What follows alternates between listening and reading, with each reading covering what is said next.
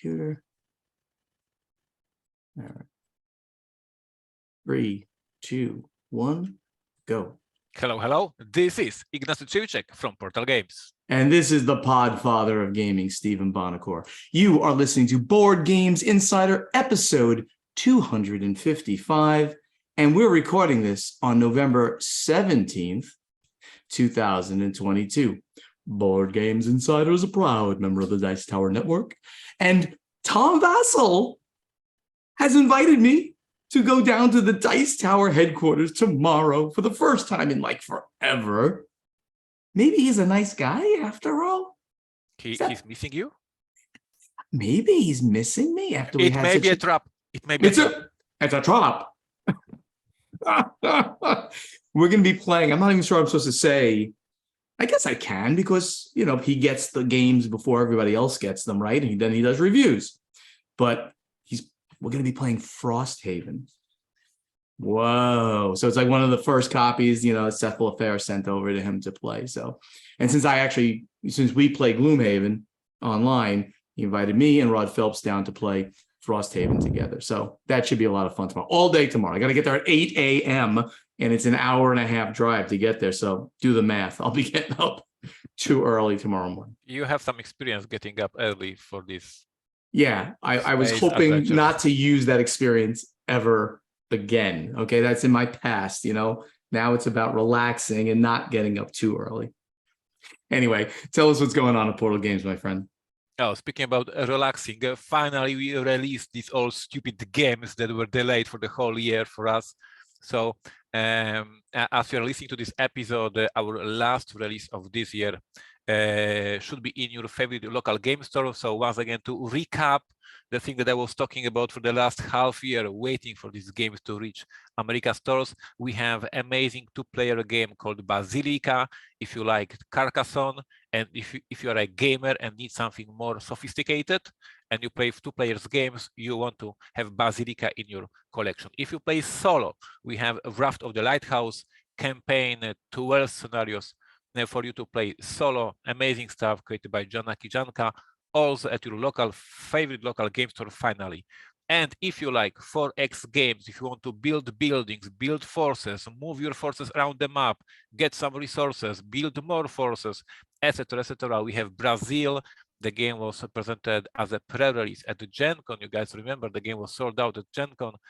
Great early reviews, and finally, a few months later after Gen Con, we finally have it in American. We have it in all great game stores. So go to your game store, check if they have Brazil, if they have a Basilica, and if they are a great store, they should have it.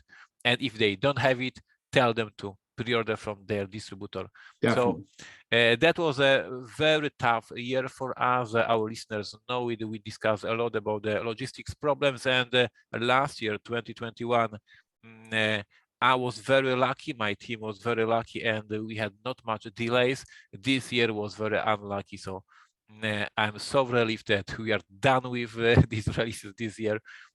And we can now focus on the next year releases and plan them even better and with more double check plans and all these things that we need to prepare.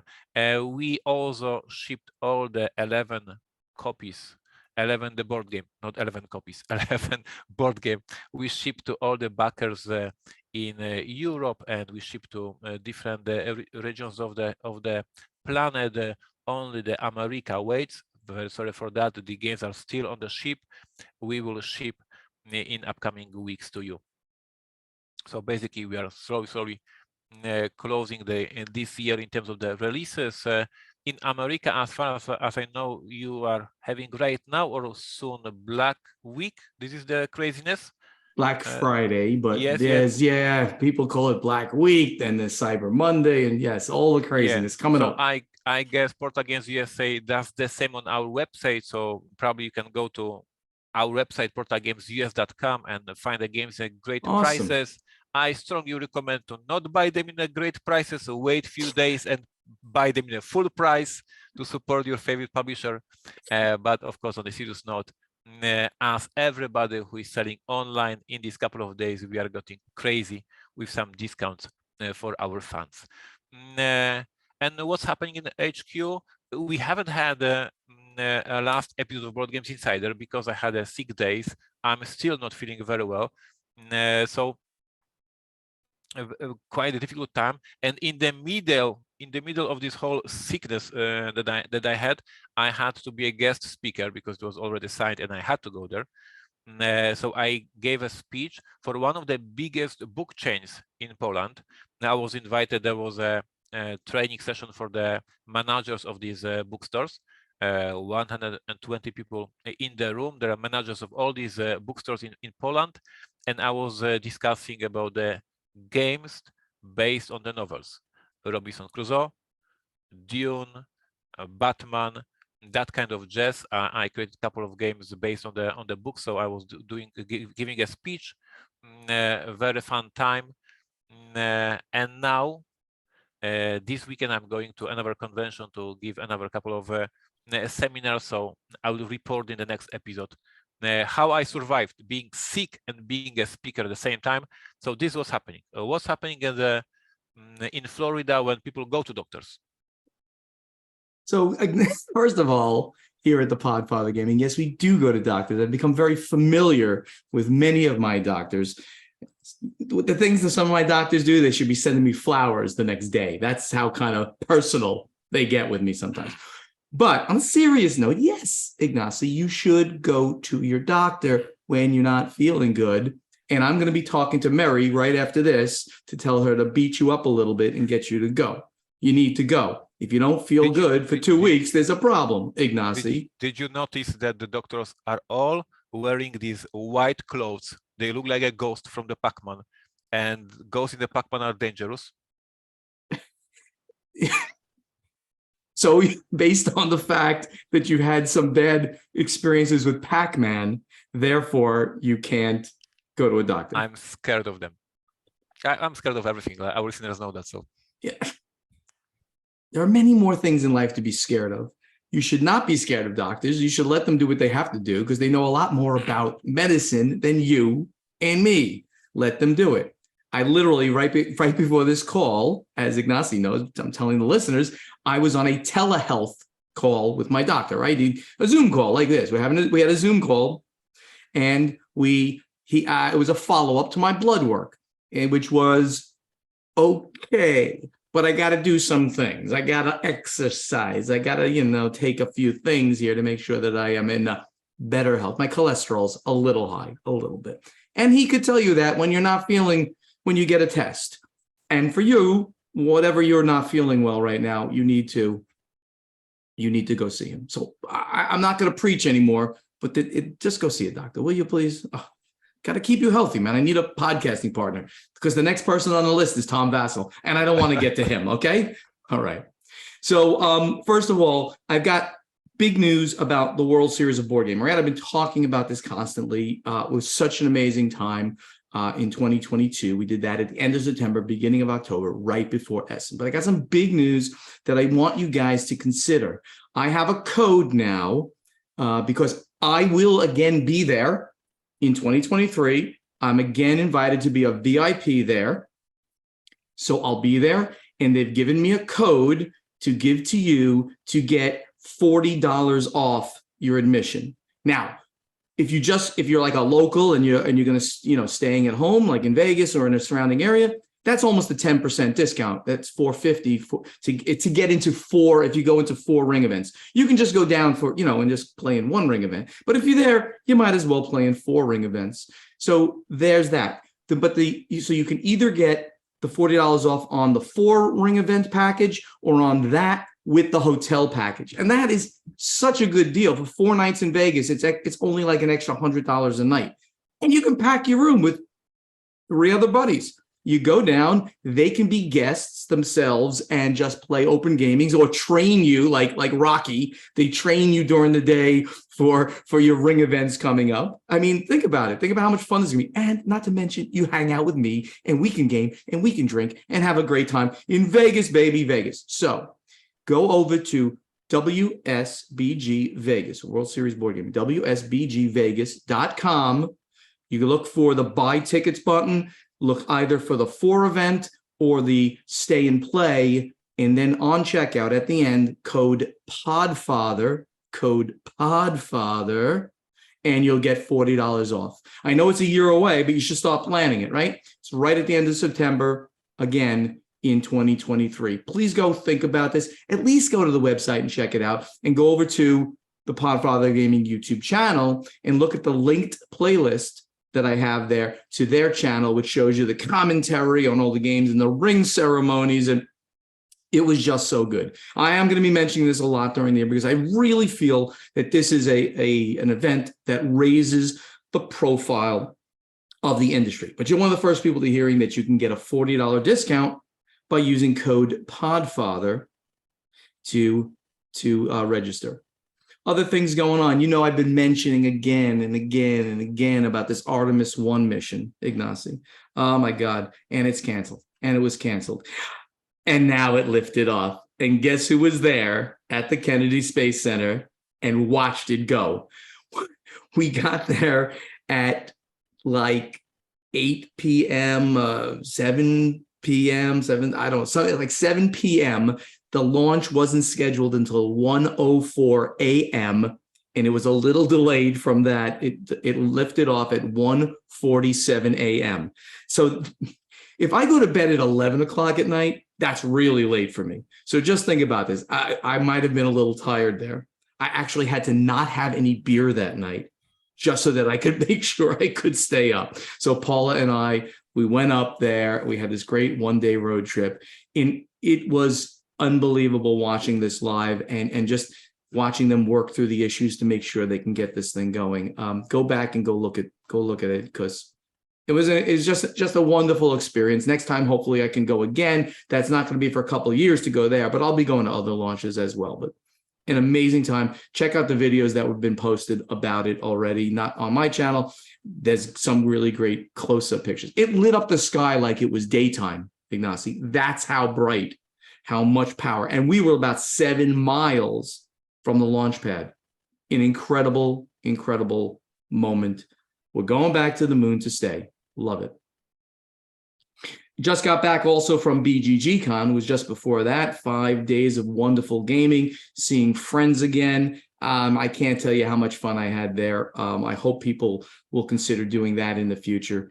I'm considering shutting down my social media for the time being when there's BGG-Con, because it's so painful to see all of you guys having fun and I'm stuck here in Poland.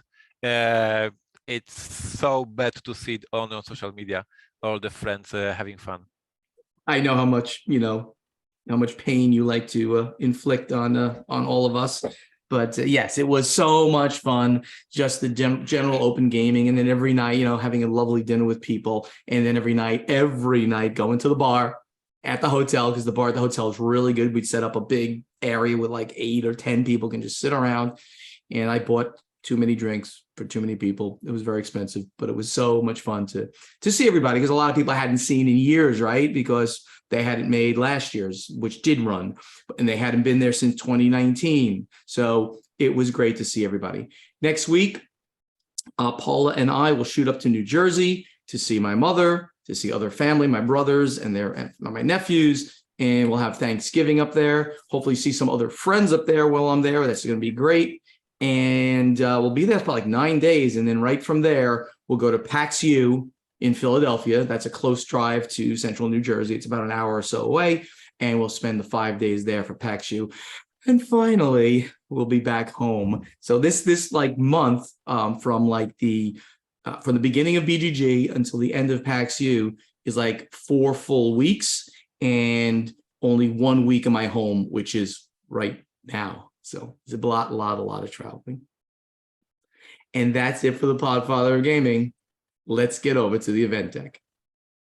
All right, Ignacy, you have over here. You put all the news in there today, or just about all the news. So what is this? Today we're recording on November 17th, and you said it's a very important anniversary. Is it your wedding anniversary? I doubt it. You don't even know if it is. So what is the anniversary that you're putting in here?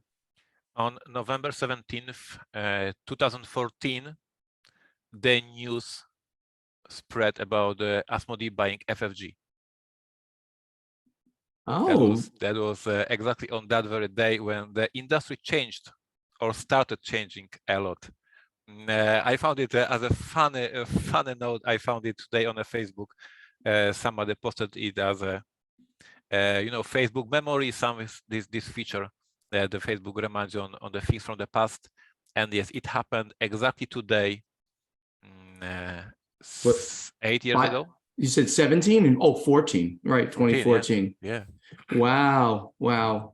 I love it. I'm actually changing the notes just to remember this actual thing. That was a material change in the industry. It immediately said that the largest company, which wasn't nearly as large as it is now, the largest company in the industry will now look to materially increase its size by buying other big known entities in the industry.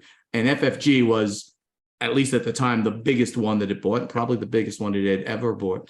They called it a merger, but of course, Asmodee is the surviving parent entity of the thing. FFG now is a brand and imprint of Asmodee. Thank you for pointing that one out. So you also have something here about Heroscape, which we have to talk a little bit about this. It ended yesterday, I think. The campaign on Pulse, which is their crowdfunding unit, ended yesterday, and half backers. Half of the backers they wanted. They only got about 4,000 backers of the 8 they wanted, and it didn't go. So now, what is going to happen? We've been speculating what would happen and things like that. The article that you put here was from wargamer.com. It's interesting. And it says it's going back to the vault is what it says there. Is there anything else in here that I should grab out of that other than the fact that... No, the thing is that it looks like it will not happen. While we were, or at least I was, saying that there's so much already work put into the project, there's so much already cost spent on artwork, sculpts, everything, that they will move with the project. But it looks like no, they are closing it. So I think we will look at this for the upcoming months if this is really true. But that's really, really, I think that this is the wargamer.com's kind of take on it. Everybody can speculate, right? We can all speculate on what the future will be. And of course, it's funny. We actually asked our audience, and about 10% of them said, "What's Heroscape?" I don't know the game. Really, it's not important to me. But this was a very important game back in the day, and it was gamer/mass market because you bought it in Toys R Us and Target and Walmart and all those things. I do have inside connection into Hasbro that I could possibly find out some, and you certainly know that I will try. But right now, the only inside knowledge that I have been able to get is marketing is trying to figure out what they're going to do. So obviously I'm sure that they've marched down the path because they realized they probably were not going to get 8,000 backers. Yep. So they've gone to a certain point of contemplating it. Now they realize it, and now they're the expression from the Old West is they're circling the wagons, meaning the people are going to attack you, so you put your wagons there, and then you defend yourself. So they're trying to figure out what they're going to do. I still believe that we're going to see Heroscape, and I have no extra knowledge on that. I'll make sure that that's fully understood. I have no extra knowledge, but I think that we will see Heroscape in some format at some time, whether it goes back on Pulse or not. But I have no knowledge on that. Even my close contacts can't tell me anything because they don't know anything at the moment.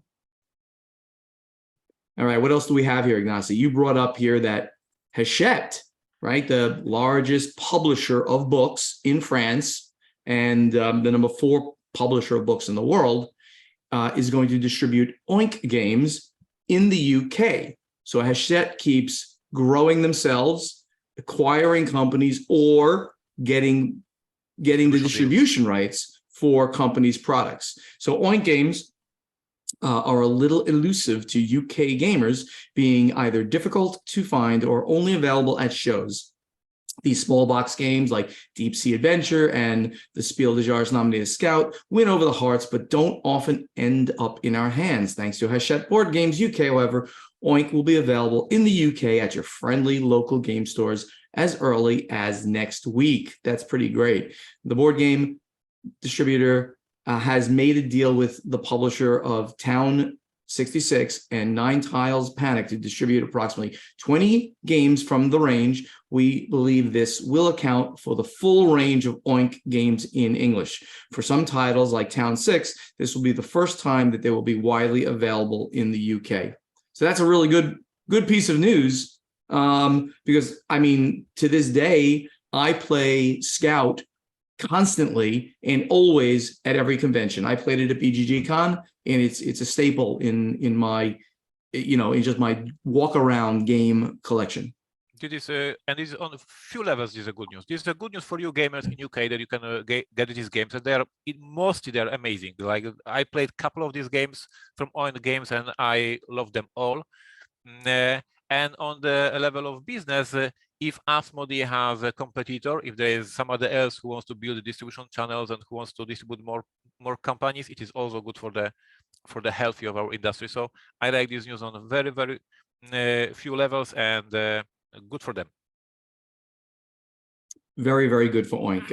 It's a nice small company that they really are making some great things. So for them to be getting more notice is just really good. So this was very interesting, and this one is, of course, right up my alley, right? Hasbro wanted too much magic, or Bank of America downgraded the toy company owner Hasbro's stock. So this comes right from CNBC.com. Ignacy actually scraped this one, which is just a great article. And it said the toy maker's stock slid 5.2% in pre-market trading. And this, by the way, was just 3 days ago on the 14th of November, following a double downgrade to underperform from buy at Bank of America. So just to put context on that, a buy rating obviously means, they're encouraging you to buy this stock, own this stock. They can go to a neutral type of rating, hold, right?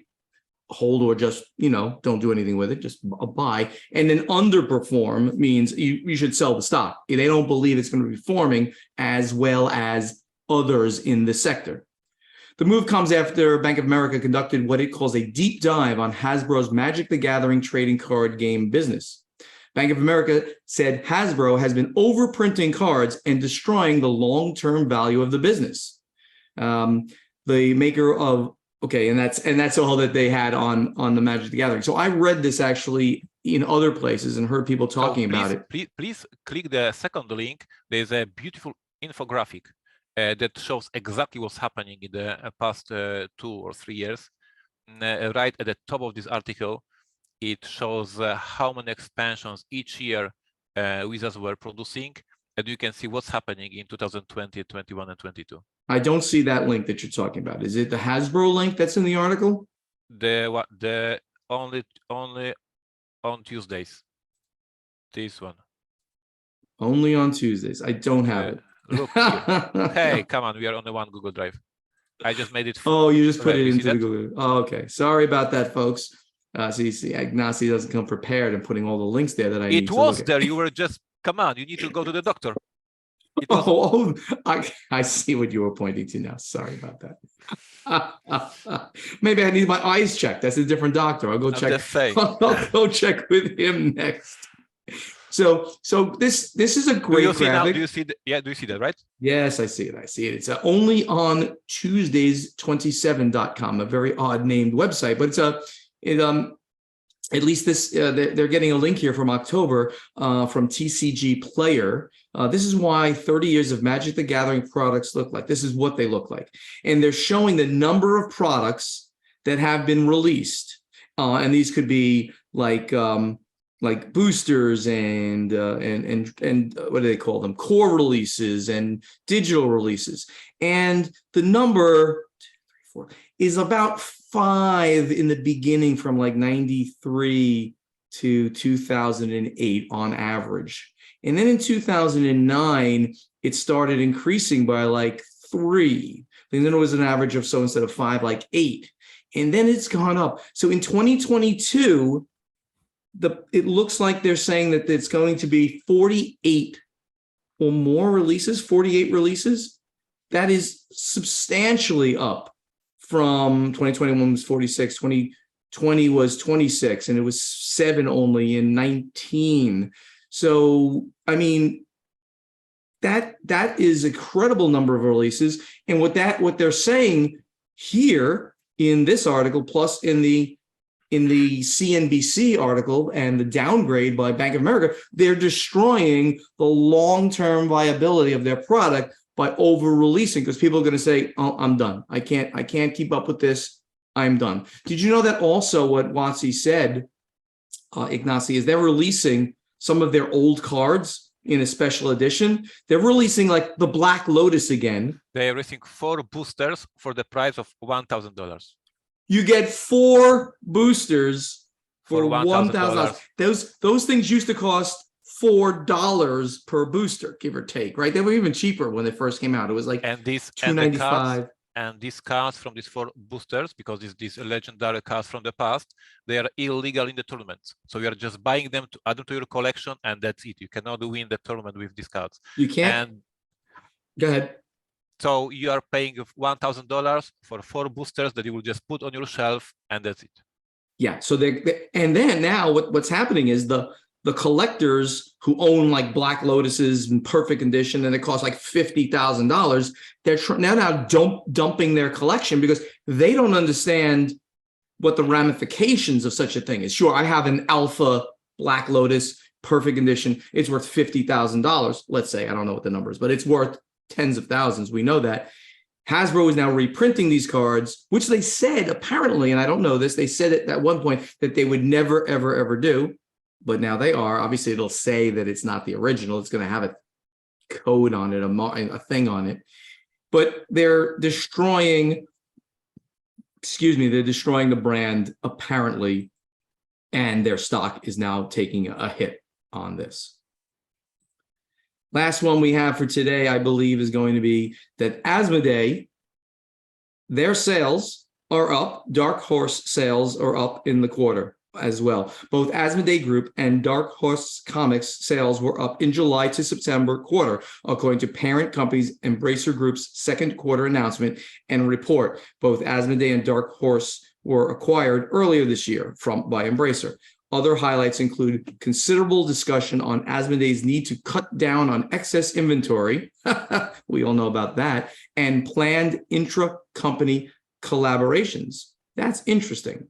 Asmodee sales were up 9% versus the previous year to $309 million for the quarter. By the way, this is very important stuff because I don't think we've had any insight into Asmodee's sales until now. I don't think PAI was producing these numbers, or at least I don't remember seeing them, but Embracer puts them out there. They don't have to. It's a private company, but they put them out there probably to get other people excited about investing in Embracer, because Embracer is raising money. We know that they're raising money as part of the recent purchase of Middle-earth Enterprises, which was $2 billion they had to spend on that alone. Asmodee distributes Pokemon, TCG in parts of Europe, and in the US, Asmodee is now distributing the My Hero Academia CCG. Asmodee is gaining market share in its territories in both TCGs, board games, according to a report. Asmodee believes the tabletop game market in its territories is up 7% year over year, with the US growing faster than Europe, so it is outperforming the market. Embracer Group noted the excess levels of working capital in the form of inventory on Asmodee's balance sheet, and that management was working to reduce it. Now, we've talked about this. It's the single biggest problem that every publisher has, board game publisher especially. We overproduce games because you don't want to underproduce, then you have to reprint at lower levels. So we end up overproducing, and managing that level and trying to hit it right is painful on every level. So you can see the biggest company has the same issue. The growth of inventory was attributed to a higher stock coverage policy instituted to counter increased lead times and mitigate supply chain risks. The shift in mix to more TCGs, lower sales in board games, and long order to delivery lead times. Although overall board game sales were down 6% versus the same quarter a year ago, sales in the US are performing better than Europe, the company said.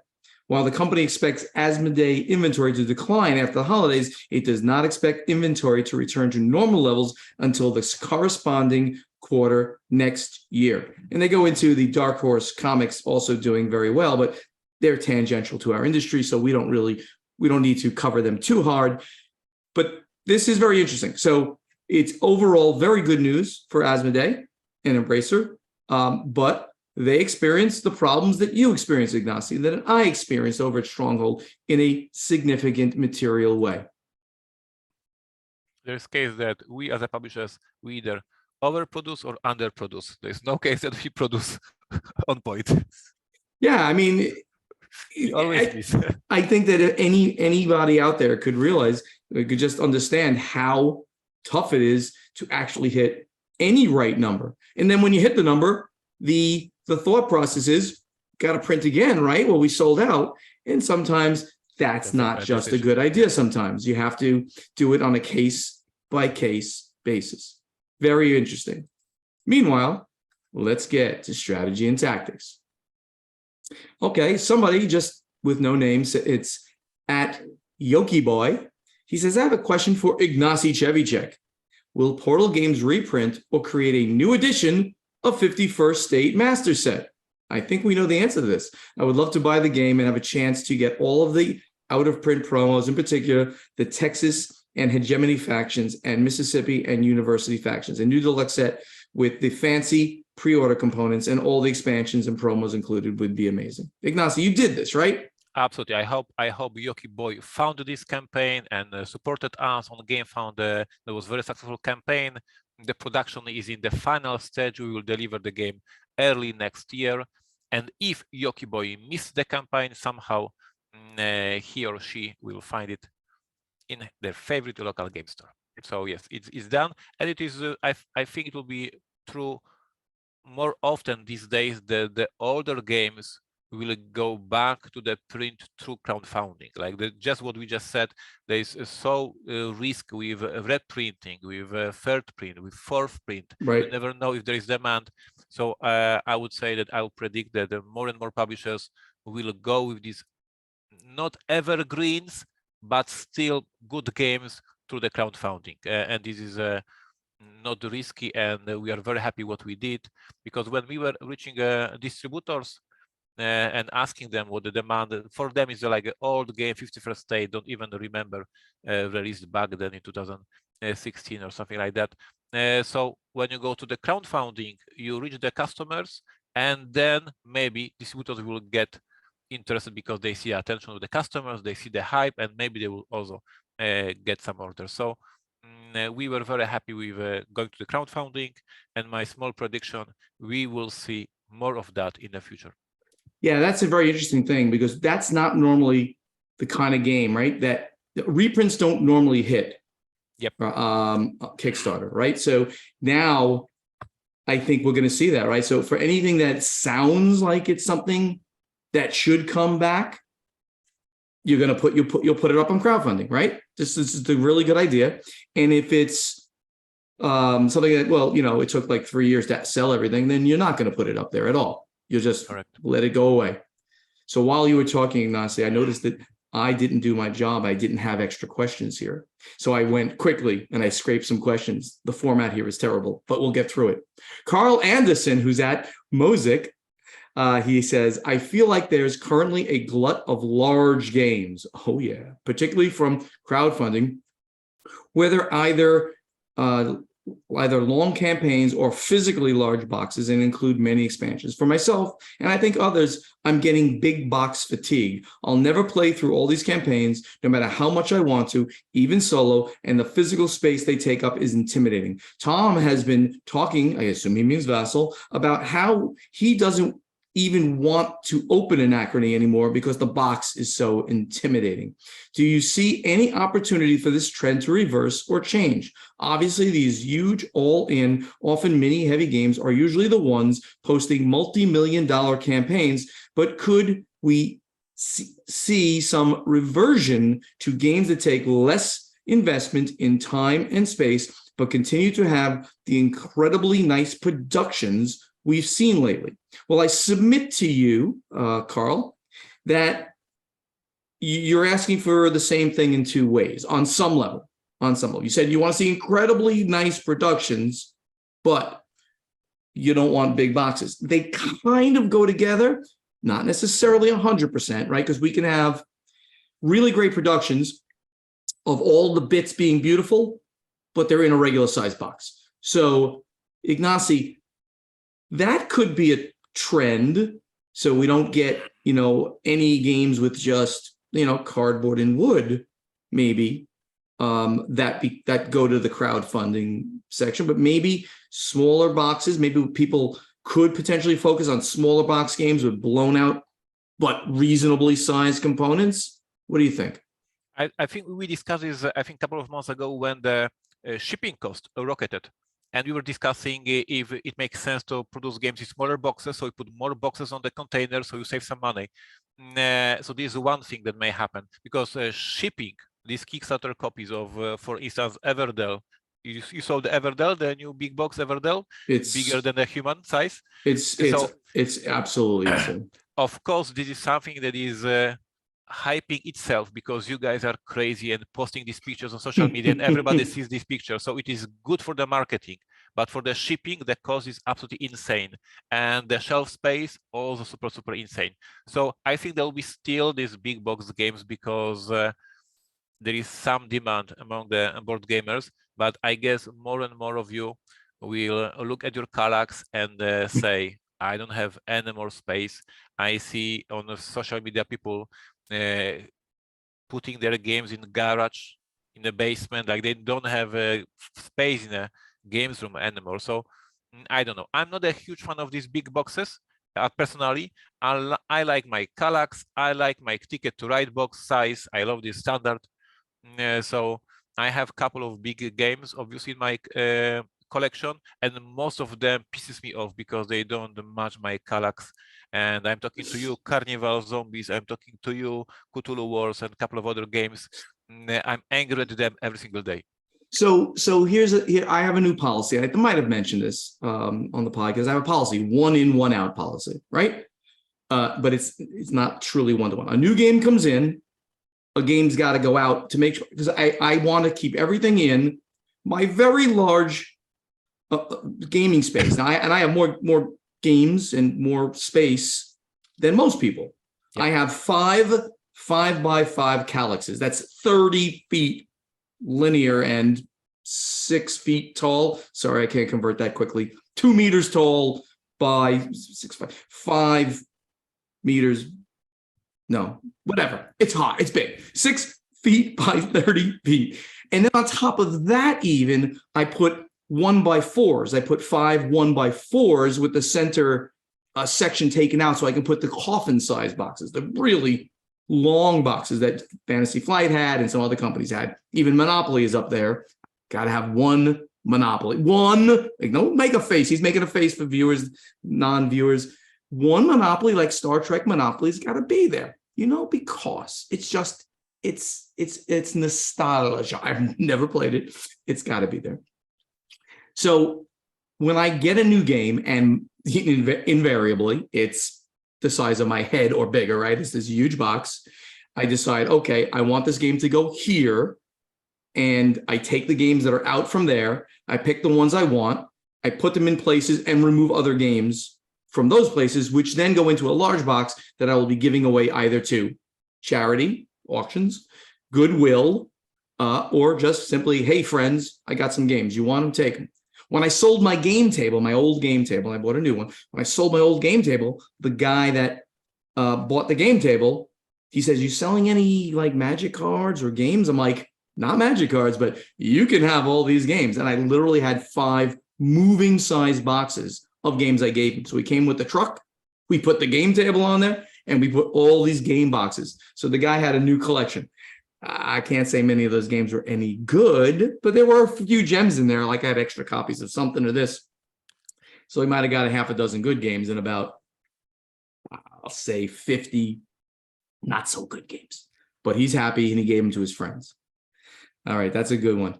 Kevin Warrender, who's at Jercules. I just love that one. He's commented a few times here. He asked us questions. Thank you, Kevin.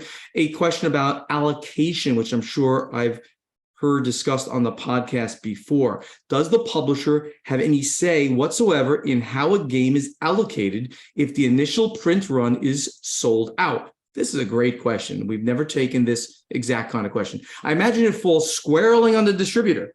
But since it is the publisher's game, do they ever step in if needed? I hear all too often of small stores getting shorted of hot games in favor of large online retailers simply because of the volume of sales the online retailer does. Just curious if you, as a current publisher and former publisher, have an opinion. Obviously, selling out of a print run is a good problem to have, but a problem, as we just talked about the other question, but tends to bring out some strong feelings from the gaming community. See the Wingspan and Tapestry releases. Fantastic question. Ignacy, do you want to go first? Yep, sure. So first of all, here in Poland, much easier for me because we are selling directly to the stores. So each store is in a relationship with us, and depending on this relationship and the business we are doing, we allocate. So this is very simple. In America, there were 2 different situations. So one situation is when I was working exclusively with PSI. So PSI was my sales agent, and they were selling to distributors. And we had the situation with Cry Havoc, that after Tom Vassell reviewed the game, it was sold out the next day. It was absolutely insane. And we were discussing with PSI how to allocate the copies between the distributors. So I was suggesting PSI which distributor should have which number of the copies, but then I was not involved with the next step, that is distributors selling to the retailers. And nowadays, when we have PSI and we work with distributors and we also work with some of the retailers, we discuss with all our partners. So there are situations when we say this particular store ordered that many games and they need to get these many games, and this is our decision. And for the rest, you do whatever you want. So I would say there is no standard rule, and it is always discussions. And if somebody is a good partner for us, we as a publisher try to care for them because this is how it works. Exactly the answer I was going to give. So, Kevin, we make the decisions. Now, if we want to stay hands off, we say whatever. But a good publisher is going to say, "Oh wow, okay, you're this was my Terraforming Mars issue, right?" Back then, and back in the day, that was crazy. But we tried to do things. Okay, they can. Amazon can have this. Each distributor has that. So the distributors are going to give it to the local stores, right? So we had to make decisions, but we worked with PSI on those decisions because in PSI, their customer, right, is all of what I just said. They're Amazon. It's each one of the distributors across the world, and it's Walmart and it's Target when it goes to them. So we say this many here, this many here, this many here, and you do it based on who's your best customer. So you're going to give the bigger guys more, but the bigger guys are so as Amazon's going to get a lot, but who's your biggest distributor? You're going to give them the most. The distributors come in with orders, right? So each distributor, if each distributor said we want 1,000 copies of the game, which is a very rare thing, but if they all said that, you'd probably distribute, and you were allocated, you'd probably give them the same number, but like 500 each, for instance. But if one distributor said 1,000 and one said 100, okay, you give one guy 500 in this example, and one guy 50, right? Because you do a percentage like that. That would be the general rule. But this is a great question. We do get involved with this if we're good people, and we are. Okay, in the meantime, let's go over to playtesting. All right, Ignacy. Was this, did I make the change here to this question, or was this last week's question? Yes, yes, I go wanted ahead. to say that my questions of the last week was absolutely amazing. I'm so proud of this question. Why? It was great idea. We had so many recommendations of the great podcast. I added many of these podcasts that you guys suggested to my Spotify, and I'm starting to listen to this podcast. It was a brilliant question. It was a brilliant question and we got a lot of comments on it. Let's read the question again, guys. All right. What non-board gaming podcasts do you listen to and would recommend to the Board Games Insider community? And this includes video podcasts, live streams. Which non-board gaming ones do you like? And I want to repeat the ones again that I check out. And the one that I mentioned specifically was NASAspaceflight.com. These guys are amazing. When we were watching Artemis, we had them on my iPad, watching them, and they're talking about it and all their knowledge and stuff like that. And they do other videos and things like that as well. And I mentioned some historical ones, and you did as well, right? Marco Dobranic put a lot of space podcasts here. You need to check it out, what he said. Oh, I can't wait. So which ones do you want to point out the most? I want to point out a couple of them. So Melanie Cogdeal said Levar Burton reads is amazing. Mostly sci-fi, spooky, speculative genre short stories, just fantastic, 10 out of 10. So I added it to my Spotify. I get this is the person who reads short stories. So it's like an audiobook, something like that. Could you repeat that name again? Because I didn't understand what you said. Levar Burton. Levar Burton? Burton. B-U-R-T-O-N. B-O-R-T-O-N. B-O-R-T-O-N? B-U. Burton. Okay. LeVar Burton from Star Trek. That's what I'm saying, dude. This is the LeVar Burton. This is the new Amazon. Amazon. LeVar Burton. Okay. All right. I couldn't get it. I guess his name is LeVar Burton. I love learning English with Steven. English with Steven Bonacore and Ignacy Chevy. I want to point out the Chevy Dot answer because he went into lore. He said lorepodcast.com, half-hour episodes about some folklore, tales and lore from all over the place. So like different myths and legends. And I also added it to my Spotify. And the last one that I want to point out today, I added more to my Spotify. This was super amazing question. Kirk Lowton said, Against the Rules with Michael Lewis, the author of Moneyball, The Blind Side, Liar's Poker, The Big Short. It's not a weekly podcast, but he's always interesting and insightful. And I have to admit that Moneyball and The Big Short are my absolutely favorite movies. So I added this podcast to my Spotify. So thank you guys for all these recommendations. I love it. Really some great recommendations going on here. Kurt Van Hoeveld, he's Vitruvian Gamer. He's often given us recommendations. He's an avid listener. I met him over in Essen this year. He's a wonderful guy. He said after watching Moon Knight on Disney Plus, right? That's part of the whole Marvel stuff. He wanted to learn about Egyptian history and mythology, and he started listening to the History of Egypt podcast on Spotify. Very cool one. Jeremy Baker, he drives too much to work and from work, and he's been he just listed so many here. I'll rattle them off quickly what they're about. My Brother and Me, an advice podcast that doesn't really give advice, but riffs off the conversation of three brothers. I mean, that could just be so interesting because of their interaction. Double Threat, Tom Sharpling and Julie Klossner have fun time making obscure old references and being the funniest people around. So he likes things with a comedy kind of theme. My Favorite Murder, two comedy folk talking true crime. The Dollop, an offbeat history podcast that goes a little too political at times, but debunks some of the old myths around American lore. Dumb People Town, three comedians. How Did This Get Made? Three comedians watch bad movies and make fun of them. Best Show, a call-in show featuring Tom Scarpeling, and that's his main list. So that's a lot of stuff we just given you. So you're probably going to go back, listen to what we said, and check out one or more of these because they all sound like they could be really cool.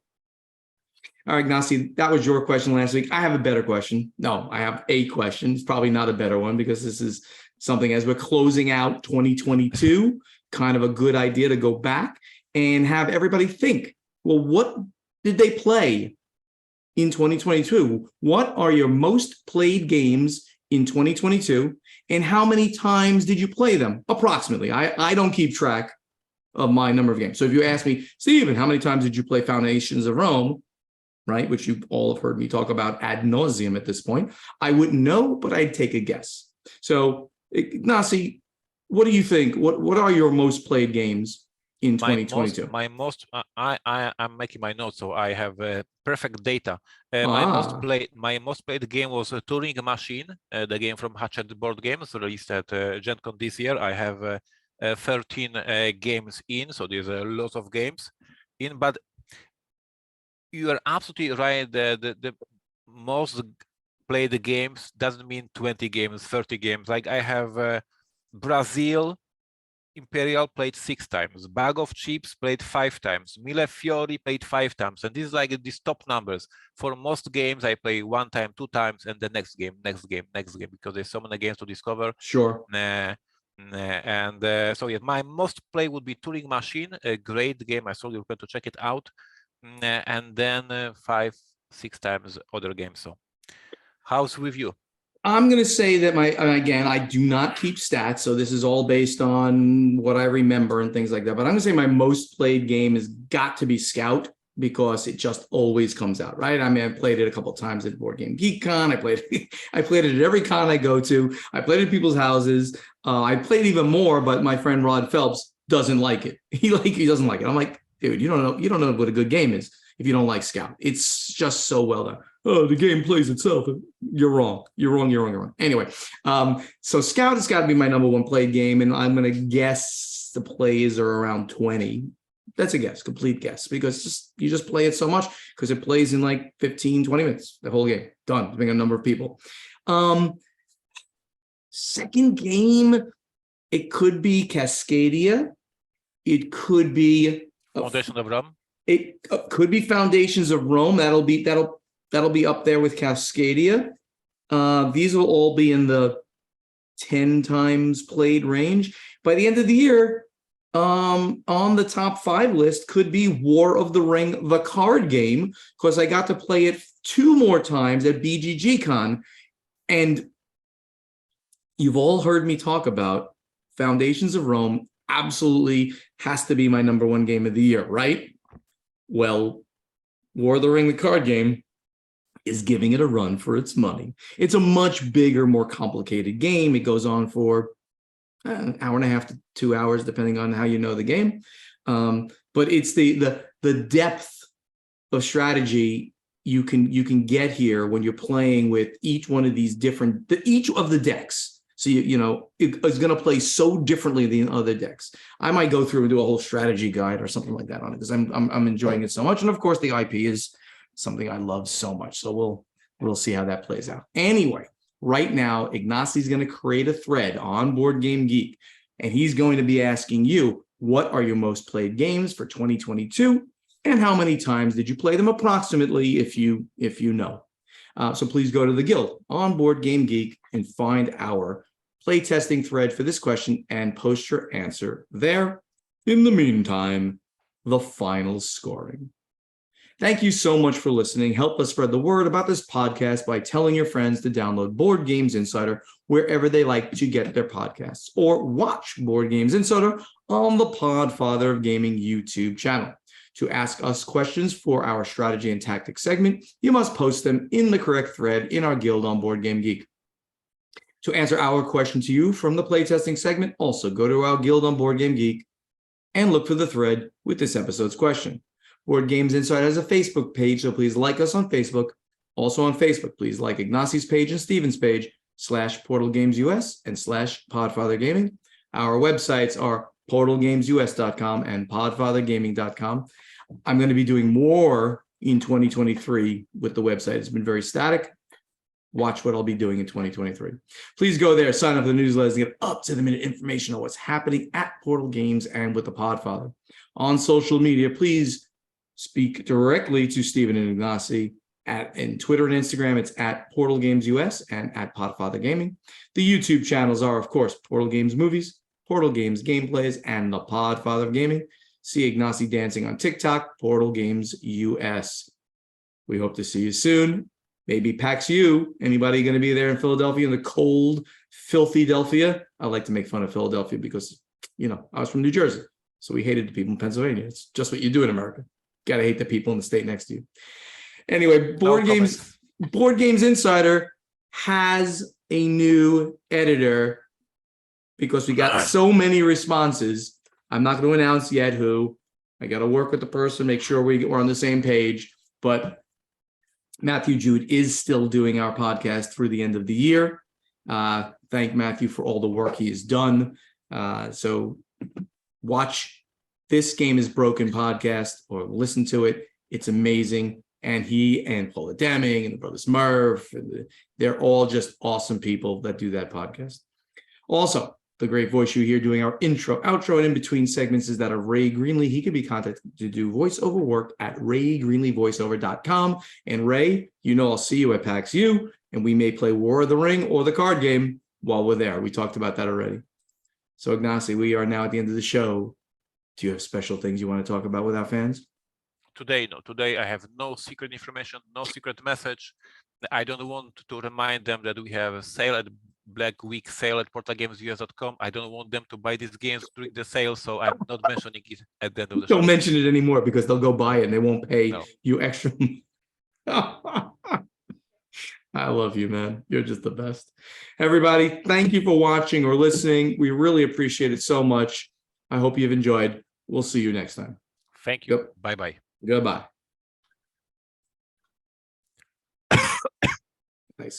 Nice cough to end the episode, which I haven't stopped.